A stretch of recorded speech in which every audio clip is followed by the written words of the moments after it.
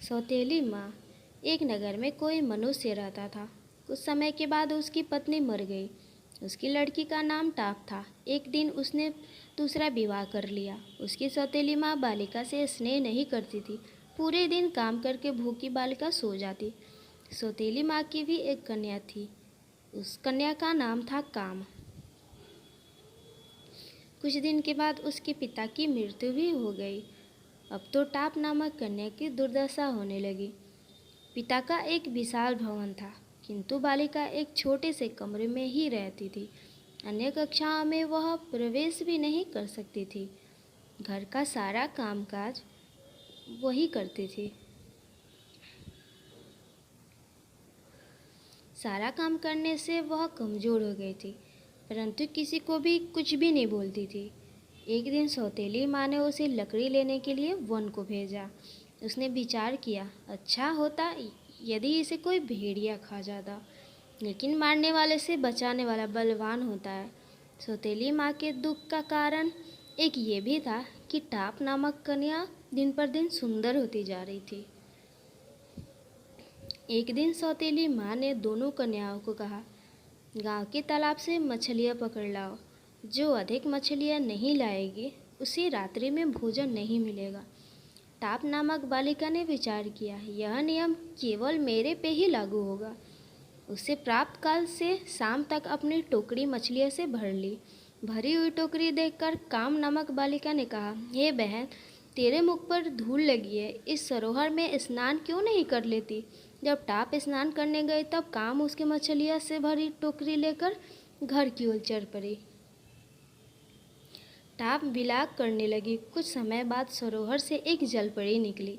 उसने विलाप का कारण पूछा। बालिका ने सारा कहानी बताया। जलपरी ने कहा, हे पुत्री, शोक मत कर, तेरी टोकरी में मैंने सुनहरी मछली डाल दी है, तो उसे अपने घर के पास वाले कुएं में डाल दे, वह तुम्हारी मन की इच्छा पूर्ण करेगी। उसने वैसा ही किया। वह मछली प्रतिदिन उसके साथ बातें करती थी। सौतेली माँ को शंका हुई। उसने टाप नामक बालिका को एक दिन बाहर भेज दिया।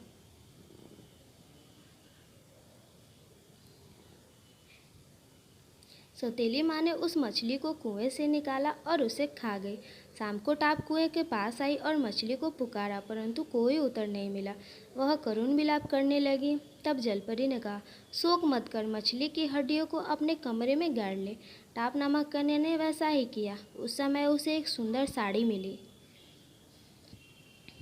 दूसरे दिन उत्सव था। सौतेली माँ ने चावल और चने मिलाकर टाप नामक कन्या को कहा, तू इन चावलों में से चने को अलग कर। ऐसा कहकर सौतेली माँ अपनी लड़की के साथ मेला देखने चली गई। आंसू बहाती हुई कन्या ने विचार किया, मैं साड़ी पहनकर मेले में कैसे जाऊंगी। उसी समय हजारों चिड़ियाएं वहां आई। क्षण भर में ही चावलों में से चने को अलग कर दिया।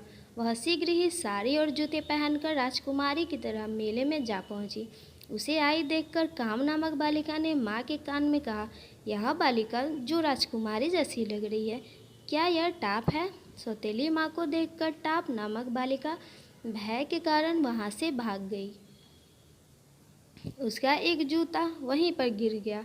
एक राजपुत्र उस जूते को देखकर मोहित हो गया तथा उसने सैनिकों को आदेश दिया, कुमारी को राजभवन में लाओ। सैनिक ढूंढकर उसे वहां ले आए। सुंदरी बालिका को देखकर राजपुत्र ने उसे महारानी बना दिया। यह देखकर सौतेली माँ बहुत दुखी हुई। एक दिन पिता के श्राद्ध में टाम अपने पिता के घर आई। ऊपर से प्रसन्न सौतेली माँ कहा, पेड़ से नारियल के फल तोड़कर याचकों को बांटो। जब वह वृक्ष पर चढ़ी तो सौतेली माँ ने वृक्ष को काट दिया। स्वयं रोती हुई राजा को कहने लगी, हाय मेरी पुत्री नारियल के वृक्ष से गिरकर मर गई। गिरी हुई बालिका को उठाकर एक वृद्धा स्त्री अपने घर ले गई तथा उसका उपचार भी किया। कुछ दिनों के बाद वह स्वस्थ हो गई। इधर सौतेली माँ अपनी पुत्री को राजमहल ले गई तथा राजा को कहने लगी, मेरी पुत्री को महारानी बनाओ। राजा ने उसकी प्रार्थना स्वीकार कर ली। एक दिन राजा शिकार खेलने वन में गया। देखते देखते अंधकार छा गया। उसी वन में कहीं दूर उसने एक जलते हुए दीपक को देखा। कुछ समय बाद वह वहां पहुंचा। राजा ने कहा, मैं यहाँ रात्रि में विश्राम करना चाहता हूँ। वृद्धा स्त्री ने राजा का स्वागत किया। वहां टाप को देखकर राजा को आश्चर्य हुआ और आनंदित भी हो गया।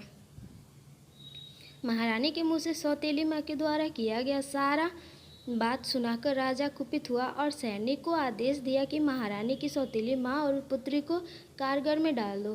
कारागार में पड़ी सौतेली माँ ने विचार किया, भगवान के घर में देर है पर अंधेर नहीं। अगर कहानी अच्छी लगी हो तो अपना एक लाइक ज़रूर देना।